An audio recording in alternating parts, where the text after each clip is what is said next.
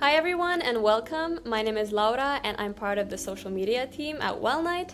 And today we're going to be talking a bit about pressure and ambition and mental health and basically how to stay driven without burning out. I'm joined today by Paulo, the co-founder of Wellnite, which is a mental health platform designed to make support more accessible in everyday life. And that means everything from therapy to practical mental health care tools like the Wellnite app that people can kind of use when it's most needed.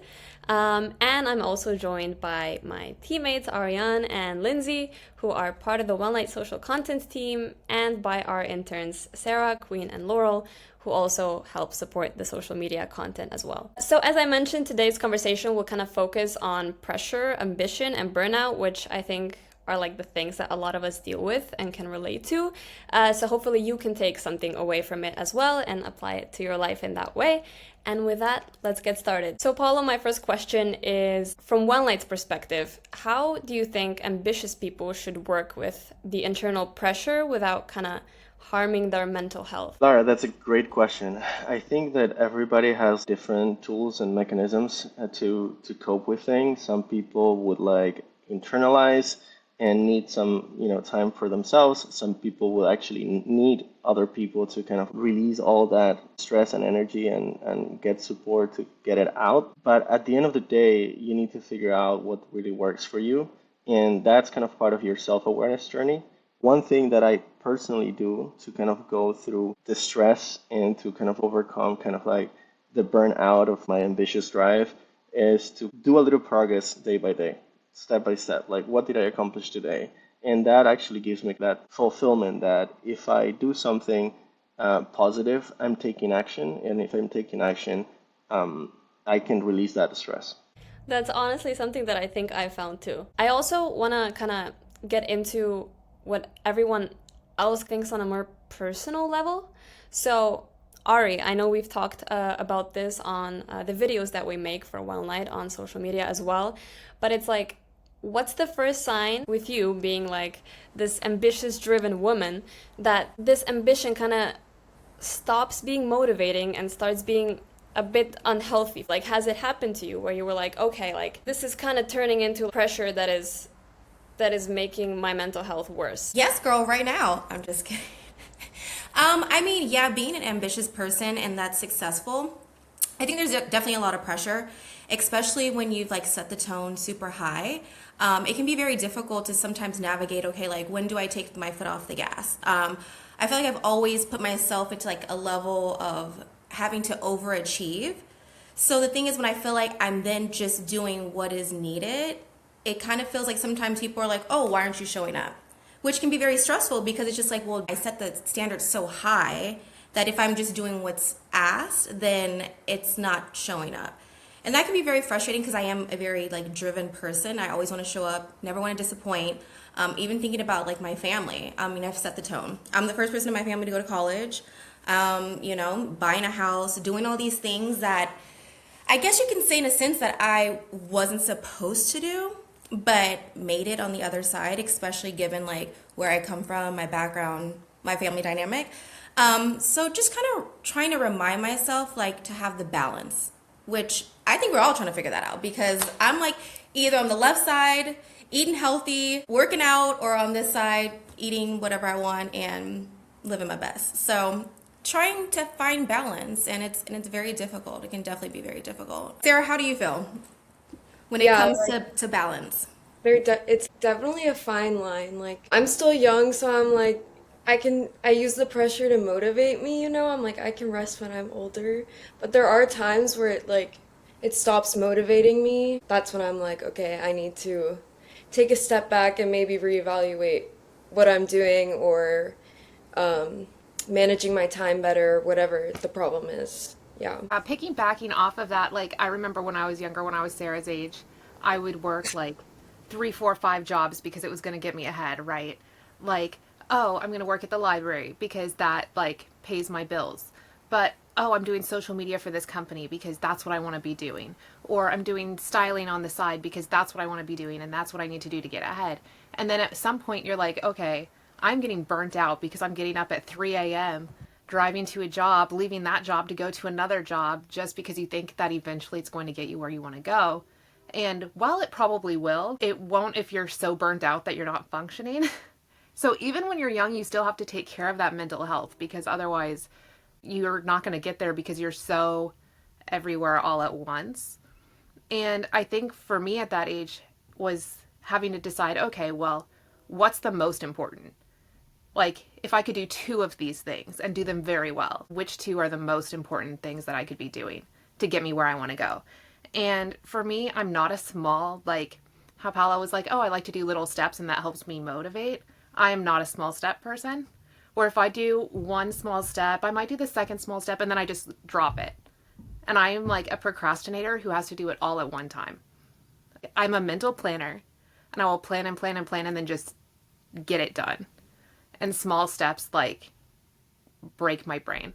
I feel like what we can take away from that is just like this balance and not being harsh to ourselves, which kind of leads me to my next question, which is for you, Paulo. So once again, how do you think people can stay disciplined without being harsh to themselves and cruel to themselves mentally while like trying to juggle so many things? I mean, yeah, that's something that I've struggled with through my entire life. How do I make sure that I'm not self-sabotaging myself by trying to be overly ambitious? Being an ambitious person is good to the point that you are ambitious, but you're healthy with yourself. And that's something that I haven't mastered yet. I'm working on it. I think the way that I've coped with it is I just let myself burn out and then I take time to recover. And it's not the best way to do it. My life goes through cycles of burning out and recovery. What I've been able to do is I've been able to recognize those patterns and know what's coming and actually deal with it in a much better way, right? Like figuring out, okay, it's happening, it's going to take 3 days to, overcome the situation. I'm not going to stress. I'm not going to get worse, because if I stress or if I get even more frustrated when I'm burnt out, then the recovery time basically kind of increases. So now I just take it. I know that it's time to go off. I'm not gonna get any more productive. I'm not gonna try to kind of like over accomplish those things that I haven't accomplished. I'm just gonna take the time to, like, this is my signal to go on a car ride, aimless ride, go on just do something that basically kind of like relaxes me and distracts me, because I know that that's going to be much better and that like it's going to make the burnout period to be shorter than trying to kind of obsess with it and trying to um, be more productive. Yeah. So you kind of like learn to work with your own rhythm. Like you're not trying to create something different, but like you've learned, okay, this is how I work, this is how I function, this is the best I can make out of it, and you don't fight it. You just channel it for how long you can, and then you take a rest period when it's needed. Everybody's different, so you have to learn yourself. You have to be self-aware, and the most important thing is just don't lie to yourself. Don't try to kind of like think that you can. If you do like that one more email or you do that one more spreadsheet, that's going to make like a huge difference, because there's no point to that besides your mental barrier telling you, oh yeah, I need to get that done. Look on the kind of on the longer term, or kind of like look at the bigger picture and think, okay, I'm in this situation for a reason, so let me take care of that root cause. Let me take care of that situation of myself, and the rest, will take care of it on its own, right? I agree. I think there can be like a confusing line between this discipline that we try to put on ourselves and then like just being negative and having this negative self-talk and self-punishment and whatever. And I've kind of struggled with that as well, as like I've kind of learned to differentiate between when I'm actually being disciplined, which like typically I feel like discipline means, okay, I'm doing this for myself. It feels calm. It's like I know I'm working towards a purpose. Like I feel good. But when it's self-punishment, it's like if you don't do this, you're this. If you don't do that, it's much more of like a negative voice. So I've kind of realized that like discipline in the end, it's very small habits that make me, I don't know, they almost make me feel very calm. I want to hear what you have to say about that, Queen. Yeah, so I actually I experience some of the same things. And I what I like to do, like you were explaining how you have this negative self-talk, you're getting all these voices that are like hounding on you whenever you're doing something that's like self-punishment. So for me, I do the same. Like I'm constantly checking, I'm being self-aware to make sure how do I feel about this in the moment? And if I'm ever confused on whether I'm punishing myself or if I'm being disciplined, I will go back and look at the goals and like the intention that I put behind it all. So, for instance, if I know that I have a goal to, I work out, I'm going to talk about this the whole time. If I know that my goal is to work out a certain amount of times out of the week, then I will see like, okay, discipline. I just need to make sure I show up. I need to do this 1 hour a day. I need to eat this food, whatever, blah, blah, blah. Whereas self punishment would be like, girl, you don't look good. Like, do better. Why haven't you shown up to the gym yet? All of this stuff. Like, I don't know, something I'm being very, what's the word, PG-13 about it all. But you know how your voice can get. It's not coming from a place of, hey, you want to show up for yourself, you want to do better. Instead, it's coming from, hey, you kind of suck at life. It's something about it that is just, eh.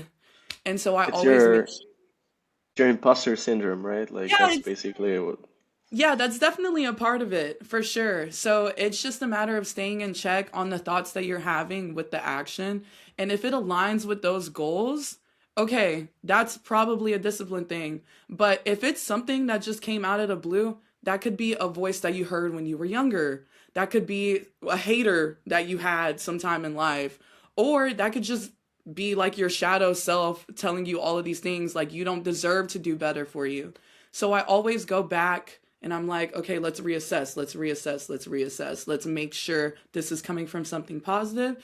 And then, like Laura said, when it is coming from something positive, I feel a lot calmer and I'm able to get it done because I'm like, this is for my greater good. Whereas when it's not coming from that intention, I'm probably dreading and just feeling even worse than I should have in the first place. It's very hard to sustain it that way when it's Yeah. like out of do this, like do this because if you don't, it means you're this. It just kind of takes away from like your purpose and your goal, like because you're kind of hating on yourself. Yeah, I mean, to Queen's thing about being at the gym, I last November did like this November challenge at the gym where you go every day, you work out every day at the cycling gym. They like stamp your little card.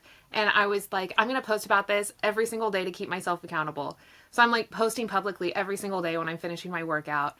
And then I feel like having the public be like, oh, good job. We're so proud of you. And then there was like one day where like I killed my car battery. I didn't make it to class on time. It was like the evening class, so there was like no other class to take. I'm like crying in my car because I'm like, this is day 28 of like 31 and I failed. And I was like sobbing in my car and everyone's like, no one cares. No one cares that you missed this one day. You are being so hard on yourself for something that doesn't really matter. And I think for me, it's having to like frame things and be like, okay, what here actually matters, like long term, and what am I beating myself up for that like tomorrow doesn't matter? If I don't send that one email on time or like on time of what I've decided, it's fine. Like it'll go out tomorrow morning. It's okay. Nothing changes. But then also realizing like there are some things that need to be done in a particular time, in a particular way. And to motivate myself, I like to do like go get an iced coffee beforehand and sit down with my iced coffee and be like, okay, I'm feeling fresh. I'm feeling good. Like we're starting from like a positive place instead of like that overwhelmed feeling.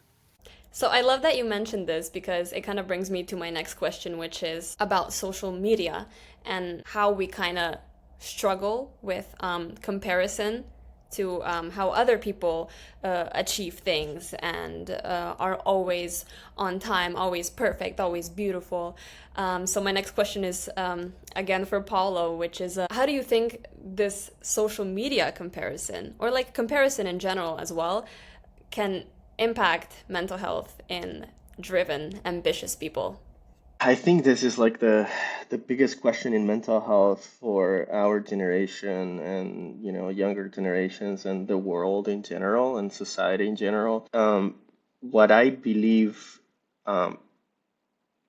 we're missing is somehow the antithesis of like social media somehow is like making the normal be cool, making the um, not so, aesthetic being cool, making the in-person presence being cool. And I think that's part of like what we're trying to accomplish with Wellnite is kind of bring in that aspect of more intention, more presence, not just with mental health care, clinical mental health care, but actually with, the Wellnite app with Super Coach. We're trying to get people to hang out together. We're trying to uh, people to kind of organize themselves around real life and real events. And I mean, it's great to go on a vacation. It's great to kind of like have a nice car. It's great to, but is it is that really what's life is about? Is that really what you are living? Is that really your experience? Is that really what the other person experiences? And how does that affect you living in that environment and surrounded yourself by that type of environment, right? Like, are you completely aware that, that's not what real life is? And if you are not, it's time to kind of check on yourself and really kind of understand how that is affecting you, right? So I really want to bring Ari into this discussion because I know, girl, you've been in the public eye for so long and on social media as well. So I kind of want to tie that into like what Paula was saying. So what's one way this social media and like being in the public eye in general has impacted your kind of confidence and ambition? So it's so hard, right? Because they say comparison is like the thief of joy, but we're all humans. I feel like, I mean, speaking for myself, I look at so many people's social media, right? And then I'm like comparing myself, like, ooh, okay, I'm not even remotely where I feel like I want to be. But then it's interesting because like when people look at my life, they're like, wow, you've accomplished so much and you do so much. But still, for me, it feels like, ooh, when you're looking at other people, like, okay, I'm not married, I don't have kids. It can definitely be impactful, and I try to tell myself, like when I made my short film, it called Jaded Pictures. It's like when you're living for the camera, you're dying behind the scene, and that was like the whole synopsis of, like, we're all comparing our lives, but really most people are living their best lie instead of their best life, right? Because we're just showing a highlight reel. We're not showing like, someone can be in their bed like having the worst day crying, but you're posting a photo of like, ooh, look at me, like life is great. And I guess it's like that happy medium because I try to be as transparent as possible. And I mean, let's keep it 1000 too. It's like there is a little bit of faking it till you make it, right? When people see that you're doing great things on social, people want to be aligned to greatness, right? And I used to think that, I don't ever want to have to lie to kick it. Like I want someone to want to be around me, hire me, or do things with me because of who I am, but it's just how we've been programmed in our brains. It's like you want to be aligned with people who have things going on, not someone who is on the struggle bus. And it's like that happy medium of trying to figure out, okay, how much do I share of what's real, but also how much can I share of like what's also real when things aren't good? And it's kind of hard because it's like, when you see people on like social media and they're like crying, some people are like, ooh, why are you showing? Like, so you just set up your camera and start it. It's like, it's so hard to determine what's enough to share that's real, but also what's enough to show that's the highlight reel. And it's like that struggle. It's just because it's like social media, it's fake in a sense, right? Because it's like not every day is great. Not every day you're like, ooh, yes, I'm popping. That's just not how life is. And it's definitely affected my mental health because I've looked at, like, for instance, like couples and I'm like, ooh, goals. Years later, you're like, oh, they got divorced. So it's not really what it was cracked up to be. Just like when people are like, ooh, relationship goals. 9 times out of 10, people are like, let's smile. But behind the picture and you peel back the layers, it's like, that's not really real. So I'm trying to learn to just like stay in my own lane, like stay in my own lane, not compare myself. Because I definitely feel like in this day and age, it's created such a mental impact on so many people, especially I feel like the younger generation. I wish we could like get rid of all of it, to be honest, because I feel like it's caused so much depression, so much like anxiety, and also just time consuming. It's like we can't even converse. Like most people don't even know how to have a conversation. No one picks up the phone. Social media, I definitely feel like has its positives because there are people who share great things, but I also feel like it's like that negative connotation because I feel like we've just gotten so lost. Like you see people on their phone when they're out with their friends. It's like we don't have that interaction like that one-on-one. I'm like, when I was a kid, I was like, well, I'm outside right now. Like I gotta make it home before the lights come on. Like no one does that anymore. It's like we're just stuck on our phones.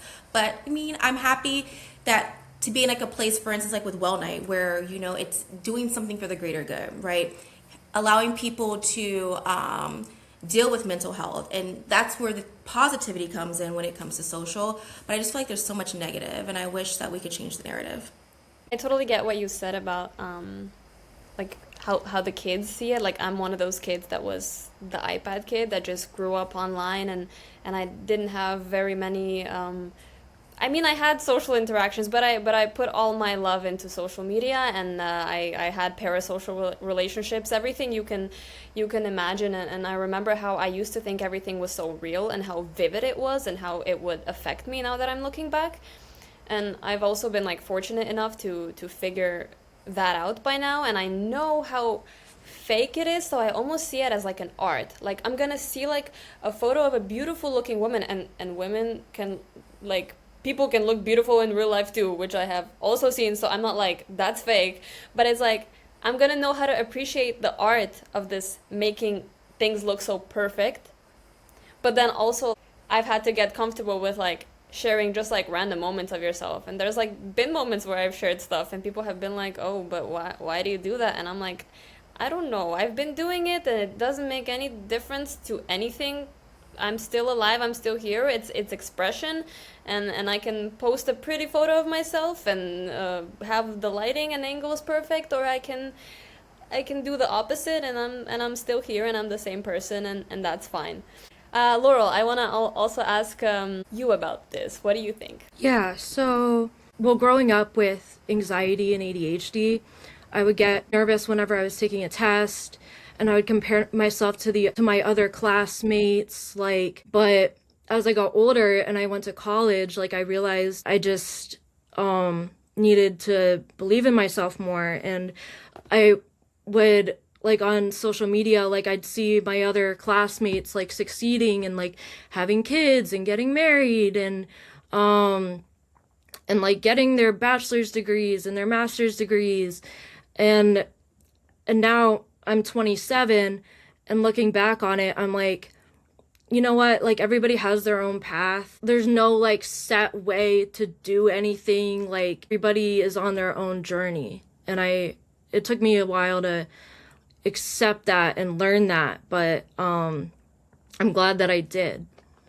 I totally get that. I feel like I had a very similar like relationship with like comparison, and I feel like yeah, like if you stay in your own lane and like just compare yourself to yourself, I feel like you can never kind of lose in that aspect. I want to add to that because like I feel like that's important. It's an important thing that everybody should realize, and like especially with teenagers getting into social media earlier and earlier, and maybe people that grew up with it some of them have the same experience you had, Laura, where you kind of like realize that basically this is just everything is fake and it's just entertainment.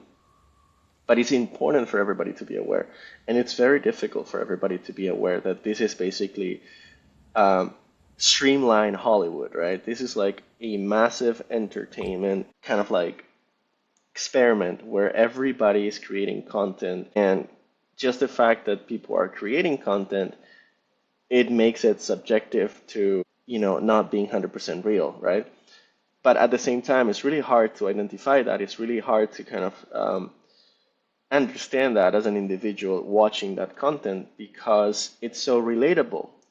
It does seem that that person is like you. It does seem that that person is outside of their house the same way that you are outside of your house, because like as humans, we just see a face and we kind of relate to that face, and we kind of like relate to similar things, and we don't understand that to create that content, it took that person maybe like 5 takes thinking about what they were gonna say 5 times, and that they were optimizing for more views. And at the point that you're just doing all of that, then it just like it's very far away from reality, right? And that's something that I think social media could do a better job at. Like, I think like Quinn made a comment about PG-13 earlier, right?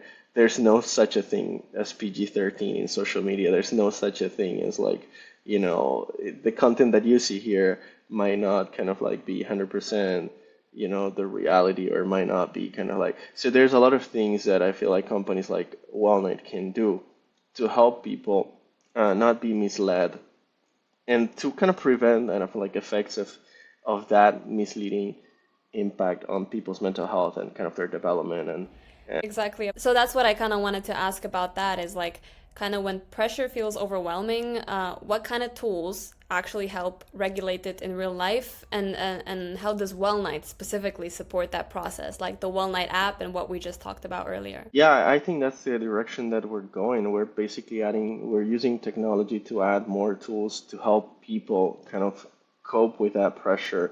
Like as I said earlier, society is getting more and more complex, and the complexity is building up, but there's little tools and mechanisms to deal with that complexity, right?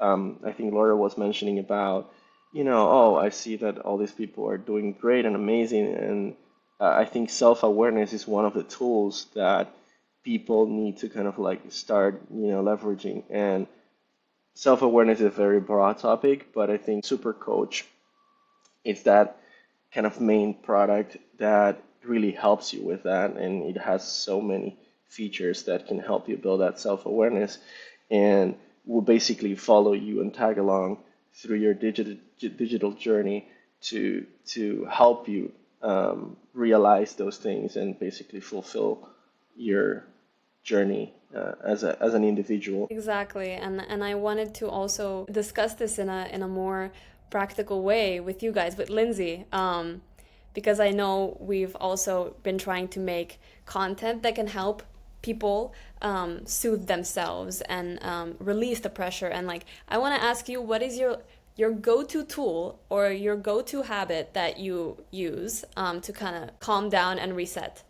Yeah, so for me, I'm like a people pleaser, right? So when I've gone to therapy in the past, they're always like, oh, do the 5 things you see, the 4 things you feel, like that type of thing. And that does not work for me when I'm like in it in the moment. If you're telling me what I should be doing when I'm already overwhelmed, my husband sometimes will be like, oh, do the 5 things. And I'm like, no, no, it's not working. It's not it. It's too So bad. It's like, no, I cannot even think.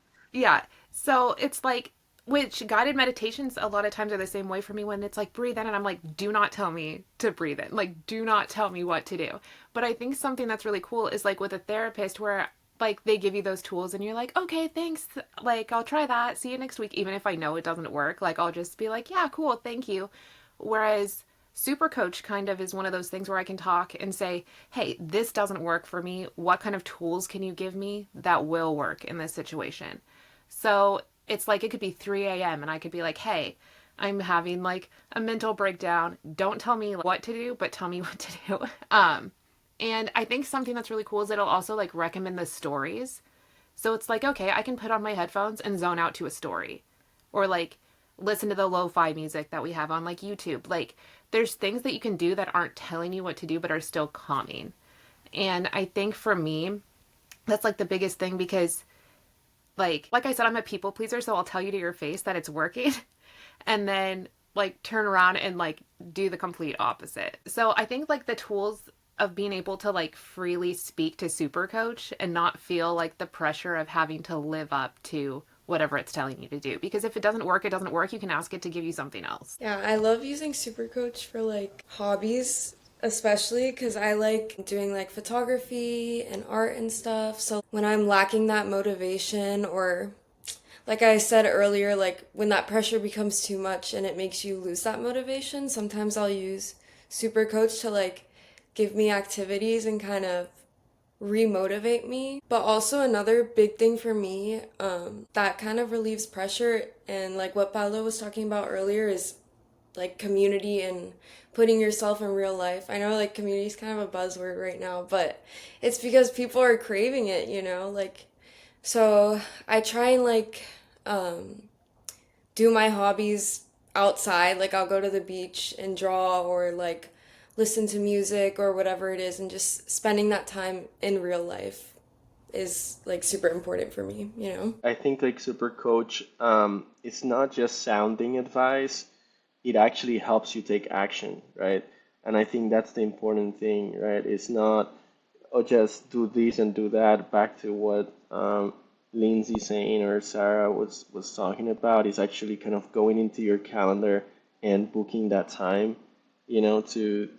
to make sure that you do that. It also kind of learns about you to kind of provide you really what you really want to do. It's not just like, oh, sounding advice, I might not have listened to you, but it's basically kind of like the purpose and the goal is to make sure that it understands you and helps you take actions on the things that matter. I'm actually glad that you said that, because yeah, it's fun to use Supercoach as a sounding board, but also where I appreciate it, because I know people have their misconceptions on like AI generated help and stuff like that, but where I appreciate it is that I can go into Supercoach, I can discuss something that I'm dealing with, and it'll send me to a specific exercise. And that's where I feel like I receive the most value from, because then it'll give me these specific prompts and I can go in and I can just answer and fill it out and journal and be like, this is exactly how I'm feeling when this and this and this and this happen. Or this is exactly what I want to do, insert example, right? And my background is in journalism.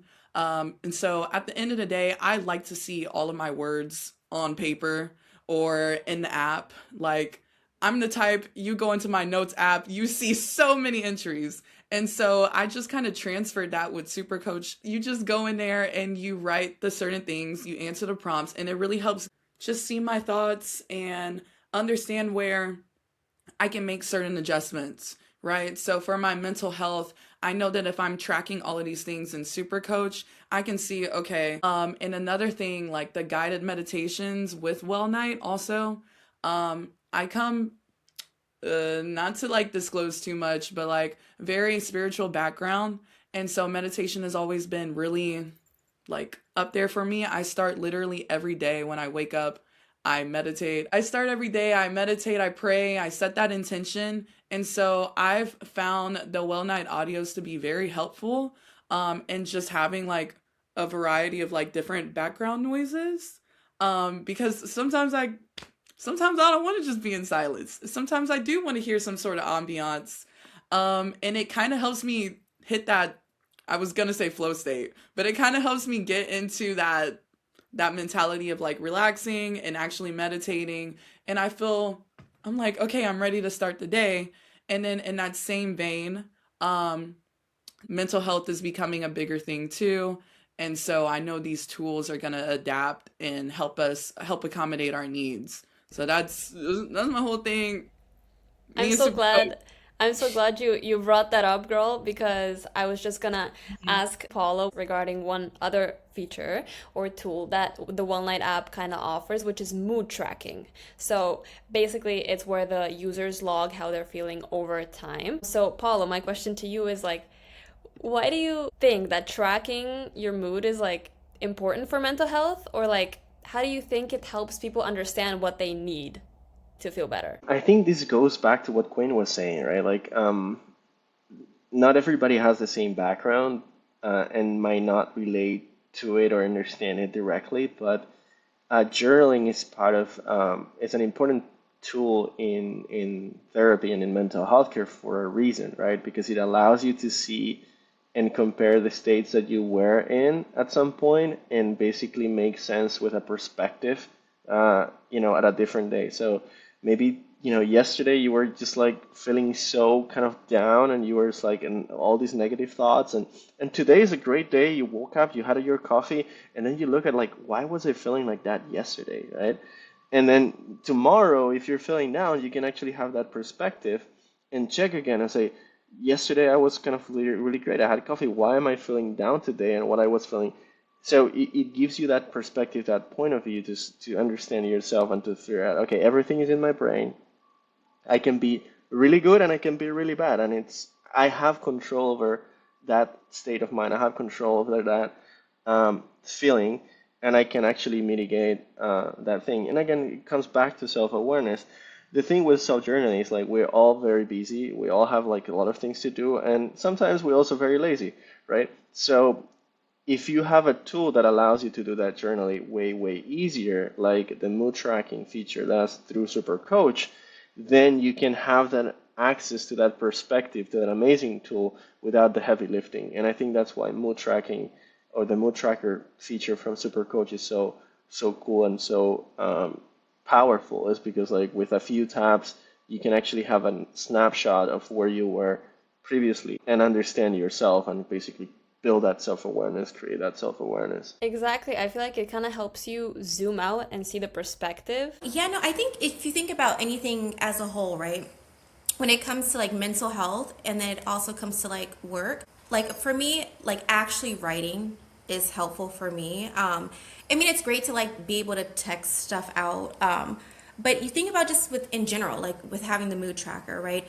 When you can go back and like compare like how you were and be able to like, it's almost like, right, like a journal or like a gratitude journal. When you're able to go back, it allows you to also remind yourself of all the things to be grateful for, right? Especially when you get in those moods where you feel like life is just, I don't like to say life is lifing, but when life is colorful, array of colors, and you're going through different things in life, whether, you know, it's like, okay, relationship or finances or where you want to be, it's always so nice to be able to go back and be like, wow, look at all these things I was able to accomplish. Or, ooh, let me be able to target why was I feeling this, you know, this certain way. To be able to, like, you know, go back and, I don't want to say compare, but to be able to go back and monitor, like, what are things that were triggering or what are the great things that I've accomplished. So I definitely feel like having the mood tracker is super important. Just like for me, I do like a power list, right? Even when it comes to like 3 tasks a day, right? You do 3 tasks, you write it down. Like you don't put the stuff that you do on a normal. Like if for me, I go to the gym all the time, so I'm not going to put that on my 3 tasks, but you put the 3 tasks down, just kind of like the same with the mood. And over the time, like, okay, if you complete those 3 tasks, I give myself a win. And then, you know, over time, you're conquering days. And then after time, you're conquering months. And then it's years. And it's kind of like going back to what we were talking about, the little step by step.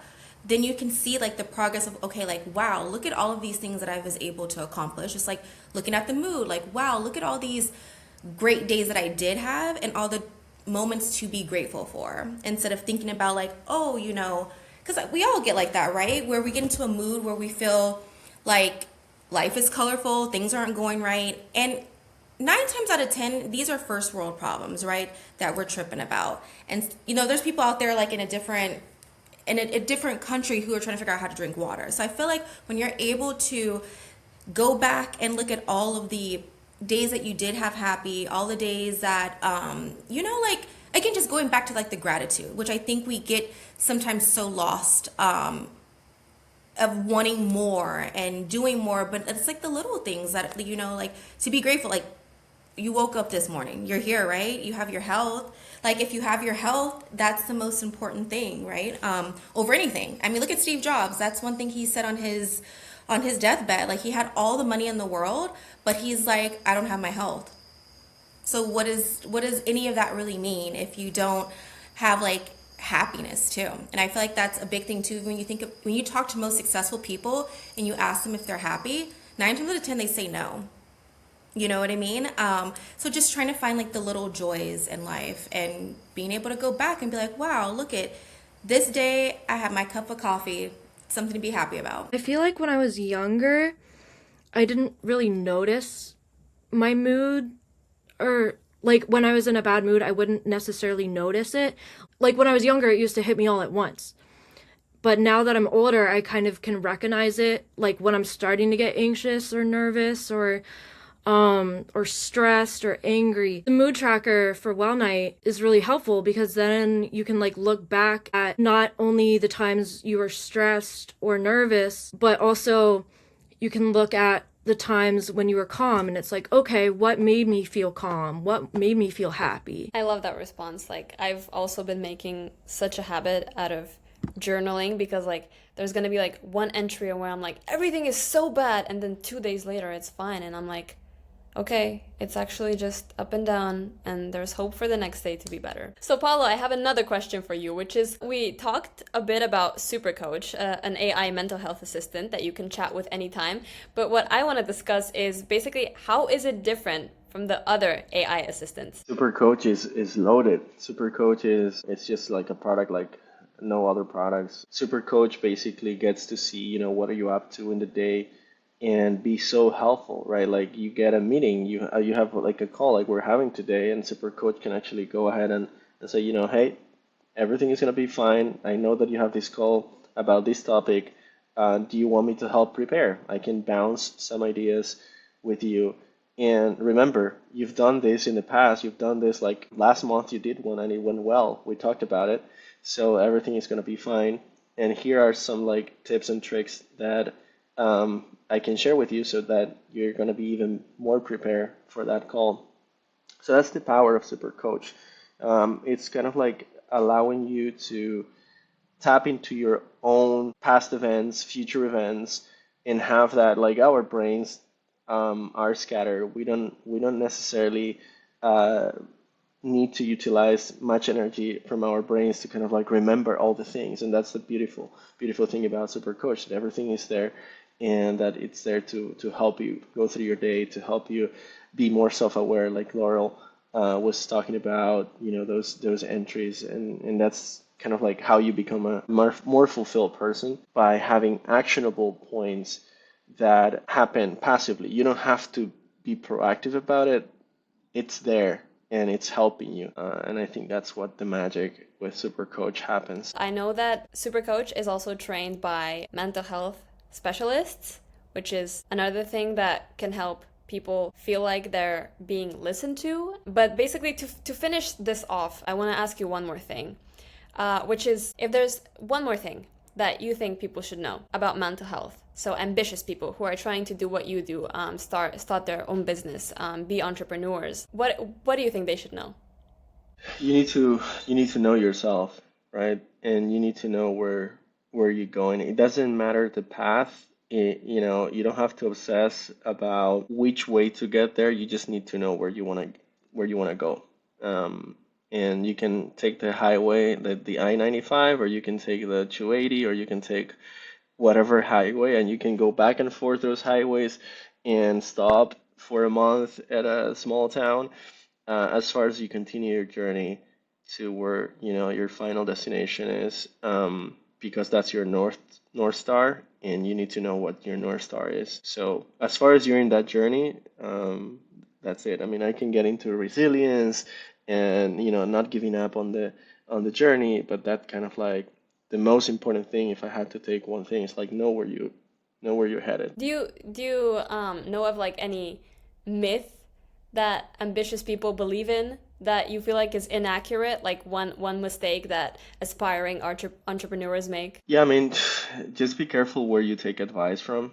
Like take advice from people who have walked their walks, right? Like who have gotten there. That's why I don't want to get too deep into kind of a specific and detailed advice. I might not be the best person to give you like specific advice on anything. I haven't walked all the walks. I haven't accomplished, all the things that you might want to accomplish. So, but if there's one thing that I can give you is like that North Star. Know who you are, know where you're going. You can't go wrong with that. That's really good advice. I have one more discussion topic for all of us, which is basically like looking back, what's the one thing that you guys wish you'd have known about pressure and ambition earlier? Because I know for me, I really just wish I would have not hated on myself that much, because it does not lead anywhere. And that caused me like much suffering. And I had to basically remold my entire mindset. So I really want to I want to hear what you guys have to say about that as well. I just want to piggyback off of Paula really fast, because like I've been an entrepreneur since like for a really long time. What I will say is, and kind of also tying into your question is, like I think a lot of times people are so afraid to start something, right? They're so afraid of what the word is, failure. that's such an, it's been like, it's like a negative connotation. And I can sit here and be completely transparent. Like I've had two failed businesses, you know what I mean? But you don't think of it as a negative thing because most people are afraid to do things, right? And people are also afraid of what the word is, like the failure. Like if I don't succeed, if I don't make it, what are people going to think about me? But the people that usually have something negative to say about that are people who are too scared to even take the chance to go do something. Like, how do you even know that if you never take the risk, how do you ever get to where you're trying to get to? Like, kind of like what Paula, like, how do you get to your North Star if you don't never take the risk to be like, you know what? I rather, for me, my favorite quote is, I would never want to dream to live at the cemetery. I rather try something knowing that, hey, it didn't necessarily work out, but I get to take all that knowledge now and use it for the future. Because that's what failure is. It's just taking the things that you didn't work out and being able to now reapply, reassess, and be like, okay, I get to go back into this with now more knowledge. So I just feel like if it's something that inspires you, do it. Even like, girl, you know, Laura, I'm not a singer, but I've always loved music and it's always been inspiring. And I'm like, I'm gonna go out and make some music and I don't care if it's good or people don't like it because I'm gonna do what I wanna do. Like, And I love that you're saying like all about like the failures and stuff because they happen, but people just don't know because no one is gonna flaunt them. Like I've had so many failures, I cannot count. Like I basically cannot even keep track anymore. But then like people only see the things that did work out. So I'm so glad you're so open about that. I was going to add to that because I was literally going to say the same thing about failure. Like, I feel like people are like, oh, if you fail at something, you're like unsuccessful. But really, failure just helps you learn for the future and helps you grow. Without failure, you can't like learn. practice makes progress. Yes, there we go. I think what's really important to realize is that no two journeys are exactly the same.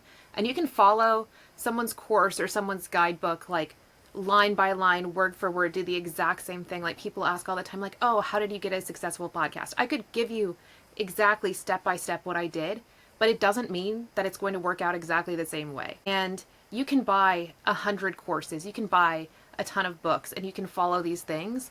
And every single circumstance is completely different. Something that could make someone $1 million could lose you $10,000. And realizing that just because something worked for someone doesn't mean it'll work for you. And just because something didn't work for someone doesn't mean that you can't go and be successful at that thing. So a lot of times family members will say, oh, don't do that. That's a waste of time. That's a waste of money. That's a waste of whatever. And then it goes on and becomes successful, right? So it's learning that you can't listen to other people's advice all the time when it comes to what's right for you, and figuring out like, oh, do I want to try this? Do I want to take that risk or not? That's what I've also learned about like just learning and then letting go.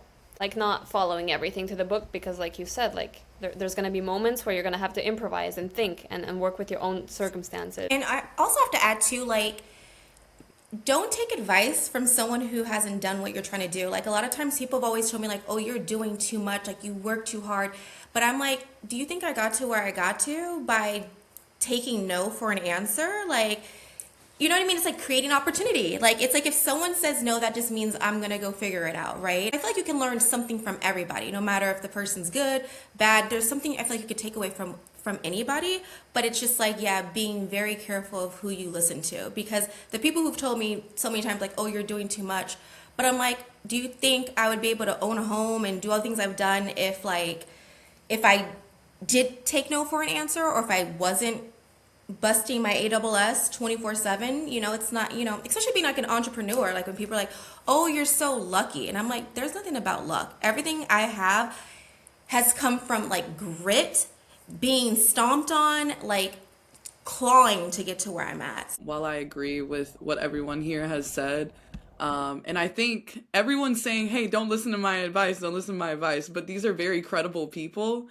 So maybe you could listen to their advice just a smidge, but I would also say just give yourself some grace. This is all about mental health, and we know that dealing with the outside world is incredibly difficult at times. Not everyone's going to be your friend. Some people are going to think that they are and be the complete opposite. Some people think they know everything and they don't, and they will tell you, like, you will be faced with so many external factors that might hinder your path.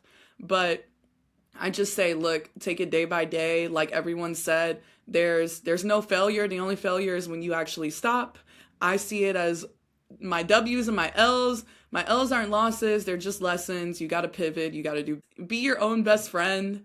You're already going to be met with people who have so many other intentions. Some of them can be pure, some of them the opposite. You might as well be your support system until you find that support system. You can't be mad at how the world treats you if you treat yourself the same way. So like, come on, guys, be your own besties. And that's all I have to add. Yes, wait, Queen, just to add to what you said, girl, like for everybody who's watching this, like you are your own superpower. Like no one can do you like you, and an original is worth more than a copy. So live your best by just being exactly who you are. So thank you guys so much for talking about this with me and for inspiring me as well. I feel like we all kind of always inspire each other, not just here, but also in our calls. Like sometimes we go on these inspirational chats. So I'm so grateful to everyone who gets to watch now. So thank you so much for listening and being part of this conversation. We all know that pressure and ambition are things so many of us experience, and it's important to kind of remember that you don't have to handle them alone. So if today's conversation kind of resonated with you, you can explore more tools and support through the Wellnite app, and stay tuned for our next kind of podcast episode.